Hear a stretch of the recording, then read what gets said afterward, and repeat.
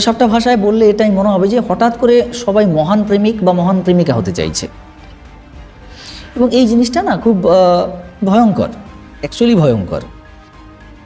দীর্ঘ কিছু সময়, দীর্ঘ কিছু মাস, দীর্ঘ কিছু বছর একসঙ্গে কাটানোর পরে হঠাৎ করে যদি কেউ মহান হওয়া শুরু করে, পার্টিকুলারলি বলতে গেলে অ্যাকচুয়ালি সম্পর্কটা নষ্ট হয়ে যায়। মহান হতে চাইছে কি, নিজের ভালোবাসার মানুষটাকে স্যাক্রিফাইস করে দিয়ে মহান হতে চাইছে।